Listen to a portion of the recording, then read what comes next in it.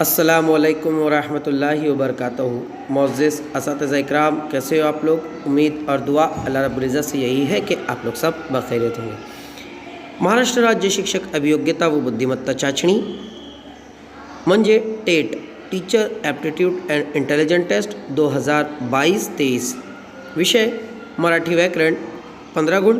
मार्गदर्शक आपका दोस्त, आपका खादिम शाकिर शेख सर। आज हम लोग जो डिस्कस करने वाले हैं गाइस, वो टेट का पेपर सेट नंबर 8 जो कि 15 दिसंबर 2017 को 4 बजे की शिफ्ट में हुआ था, इसी को आज हम लोग जो तो डिस्कस करने वाले हैं। सबसे पहले तो वेलकम है गाइस आप लोगों का मेरे इस educational YouTube channel let's crack it with Shaikh sir. Guys जो भी इस चैनल पर नए हैं, सबसे पहले वो चैनल को सब्सक्राइब कर ले और बेल आइकन को प्रेस कर दें। साथ ही साथ मैं आप लोग को बता दूं कि इसी चैनल पर आप लोग को महा टीईटी, महा टेट और सीटीईटी, इसके साथ साथ 5वीं, 6वीं, 7वीं, 8वीं और 9वीं, 10वीं इन क्लासेस के हिंदी मराठी के वीडियोस भी अल्हम्दुलिल्लाह अपलोड किए जाते हैं। तो आप लोग को मुकम्मल तरीके से गाइडेंस इससे मिलेगा। एक एजुकेशनल यूट्यूब चैनल है जो अपने आप में एक अलग ही पहचान रखता है, तो आप लोग चैनल को सब्सक्राइब ज़रूर कर लें और ज़रूरतमंद हजरात तक इसकी लिंक ज़रूर फॉरवर्ड जो है तो आप लोग करें। साथ ही साथ वीडियो को लाइक करें, शेयर करें और अगर आपकी कोई क्यूरीज, कोई सवाल, कोई परेशानी है तो चैट बॉक्स में आपको सवाल की सूरत में आप लोग भेज सकते हो। आइए आज हम लोग जो देखने वाले हैं वो 15 दिसंबर 2017 को जो पेपर हुआ था 4 बजे की शिफ्ट में, उसी का एनालिसिस हम लोग जो तो करने वाले हैं। आइए पहले सवाल की ओर बढ़ते हैं। पहला सवाल देख लेते हैं क्या है। तो पहला सवाल यहाँ पर दिया गया है कि खालीलपैकी अशुद्ध शब्द कोणता। याद रख लीजिए अशुद्ध शब्द कहाँ गया है।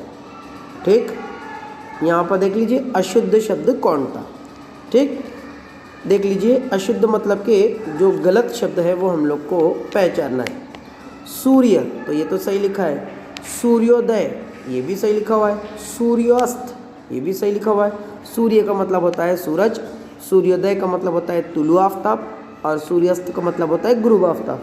लेकिन सूर्या, ये सूर्य के अंदर और यहाँ पर सूर्य में अगर आप लोग देखें सब में, तो जो उकार लगा हुआ है वो रस्व उकार लगा है, जबकि सूर्य में इस तरीके का दीर्घ उकार जो तो लगता है।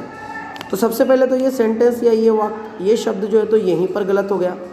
ठीक, तो यहाँ पर हम लोग का जो सही जवाब है, जो हम लोग को कहा गया है, क्या कहा गया है कि अशुद्ध शब्द ओळखा। तो अशुद्ध शब्द कौन सा है, एक मिनट को, हाँ अशुद्ध शब्द देख लीजिए। अशुद्ध शब्द हम लोग का सूर्याव्रत है। ठीक, यहाँ पर यही शब्द जो तो हम लोग का सही जवाब होगा। ठीक, क्वेश्चन नंबर 2 का आंसर जवाब नंबर 2, सॉरी डी। आइए बढ़ते अगले सवाल की ओर। अगला सवाल देख लेते हैं क्या है। तो अगला सवाल है कि गणेश शब्द दिया गया है, गणेश, इसकी संधि जो है तो वो हम लोग को सोड़ना है, मतलब कि तोड़ना है, संधि को हम लोग को तोड़ना है। तो देखो पहला सवाल है या पहला जवाब है गण जमा एश। तो ये तो नहीं होता, गण जमा इश, हाँ ये है उसका जवाब। लेकिन आगे भी देख लेते और कुछ है क्या। तीसरा है गणु जमा इश। तो ये तो नहीं होगा। ठीक, एक मिनट रुक जाएंगे, हाँ ये तो नहीं होगा। उसके बाद में या पैकी नाही, या पैकी नाही मतलब कि ऊपर में से कोई ना कोई तो एक है। यहाँ पर ए भी नहीं होगा। इसका सही जवाब जो है तो हम लोगों का क्या हो जाएगा, इसका सही जवाब हम लोग का बी होगा। ठीक, इस तरीके से जो तो यहाँ पर इसका जवाब नंबर बी गण जमा इश, ये जो है तो इसका संधि विच्छेद होगा। आइए बढ़ते अगले सवाल की ओर। अगला सवाल है पुटिल म्हण पूर्ण करा। वासरात लंगड़ी गाय। अब देखिए वासरात लंगड़ी गाय, इसका जो है तो हम लोगों को, एक मिनट रुक जाएंगे, हाँ अब देख लीजिए आप लोग, वासरात लंगड़ी गाय, इसका जो तो हम लोगों को सही अर्थ जो तो बताना है। वासरात लंगड़ी गाय का जो सही अर्थ होता है उतारनी भी नहीं होता है, अडानी भी नहीं होता है, घुसली भी नहीं होता है। इसका जो सही जवाब होता है वो होता है शहाणी। ठीक, उसके आगे का जो मुहावरा है वो ऐसा है, वासरात लंगड़ी गाय शहाणी। ठीक, आइए आगे बढ़ते हैं। अगला सवाल है सवाल नंबर 74। तारक या शब्दाचा विरुद्धार्थी शब्द काय?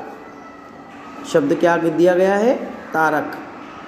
ठीक, इस शब्द का विरुद्धार्थी शब्द जो है तो बताना है। ठीक, विरुद्धार्थी शब्द जो है तो बताना है। देख लेते हैं क्या है। तो कारक नहीं होता है, वाहक नहीं होता है, खारक नहीं होता है। तारक का विरुद्धार्थी शब्द होता है मारक। क्या होता है? तारक, मारक। इस तरीके से जो है तो कहा जाता है। बढ़ते अगले सवाल की ओर। सवाल नंबर 98 है, खालीलपैकी अशुद्ध वाक्य ओळखा। अशुद्ध कहा गया है। ठीक, मी येत होतो सही है, मी येणार होतो ये भी सही है, मी येणारच होतो ये भी सही है, मी येणार नाही मी नाही येणार होतो ये जुमला हम लोग का जो तो अशुद्ध है, क्योंकि ग्रामेटिकल मिस्टेक के अकॉर्डिंग अगर देखें तो मी येणार नाही होतो ऐसा नहीं होता है, मी येणार नाही होतो। यानी ये नाही जो है यहाँ पर ये यहाँ जाता और ये यहाँ आता। इस तरीके से जो तो हम लोग का अशुद्ध कहा गया है। और अशुद्ध में हम लोगों का जो है तो क्या सही होगा? यहाँ पर जो गलत वाक्य है वो पहचानने के लिए कहा गया है और वो ऑप्शन नंबर हम लोगों का डी है। आइए बढ़ते अगले सवाल की ओर। सवाल नंबर 106 है, खालीलपैकी शुद्ध वाक्य कोणते? अब यहाँ पर शुद्ध वाक्य कहा गया है, देख लेते हैं हम लोग। देखिए, पोरांनी आई वडिलांना लाज राखली, ये तो हम लोग का जवाब गलत है। आगे बताऊंगा।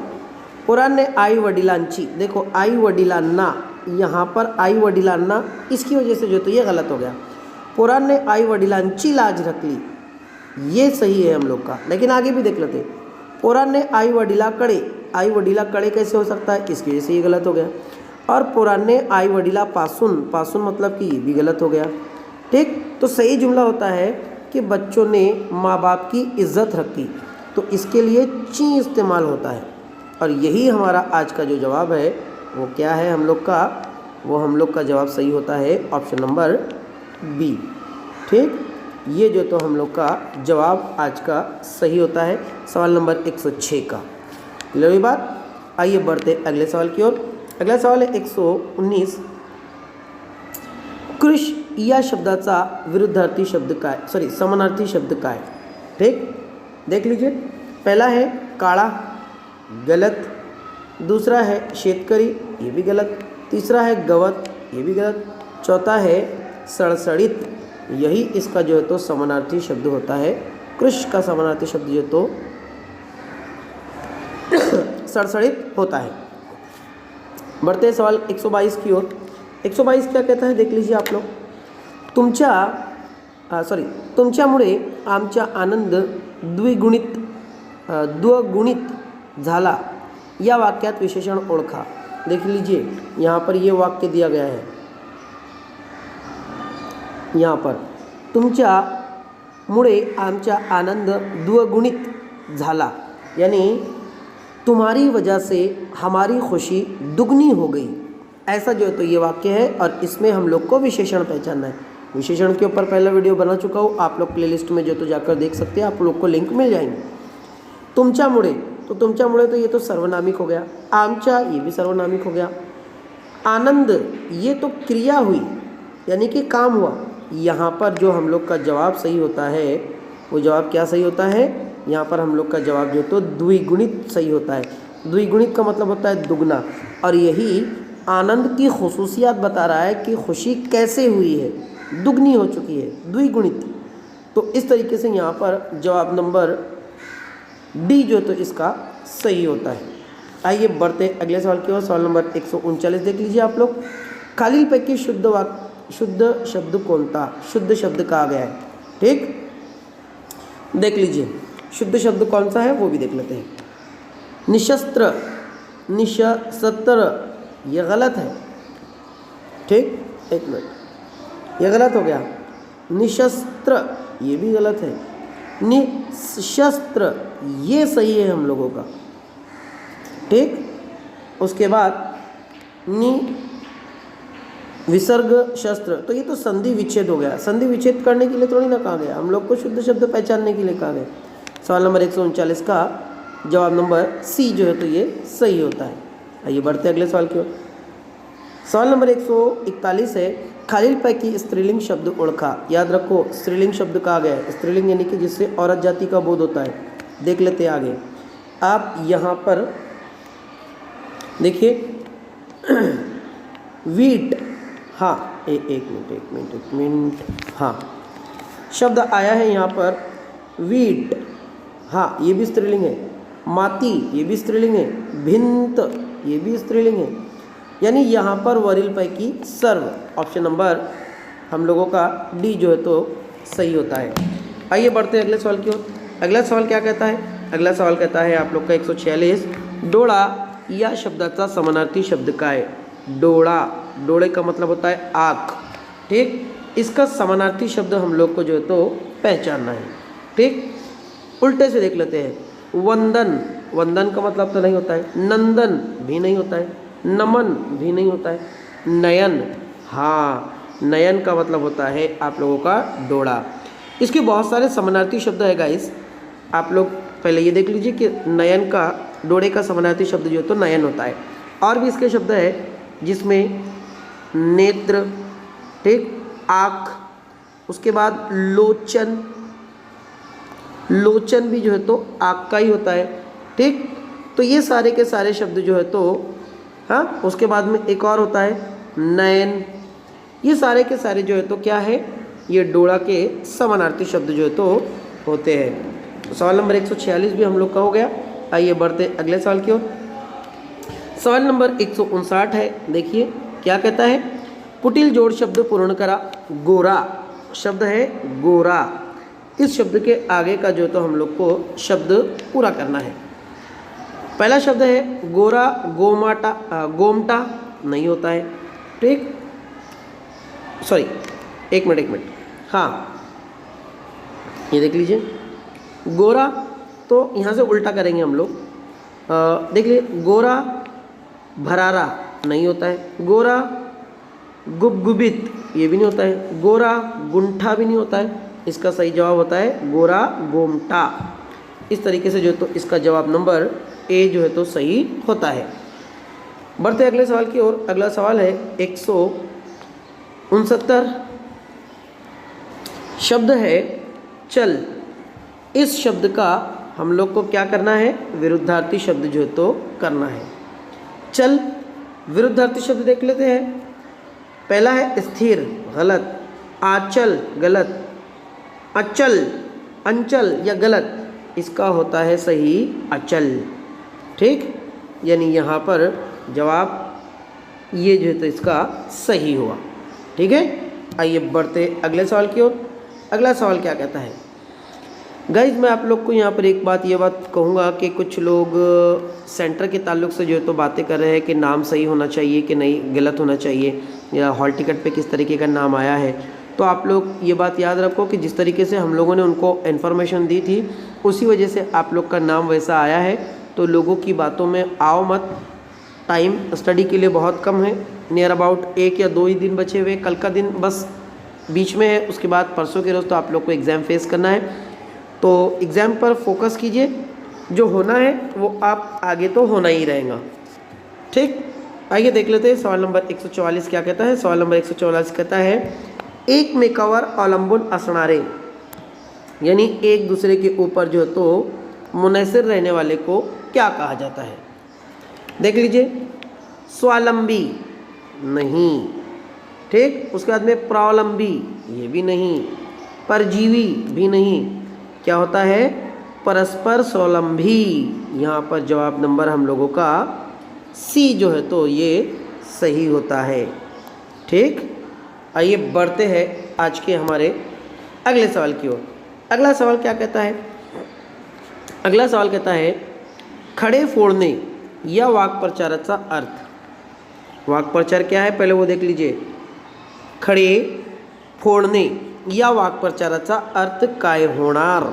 ठीक, इसका जवाब देख लीजिए, दगड़ फोड़ने ये भी नहीं होता है।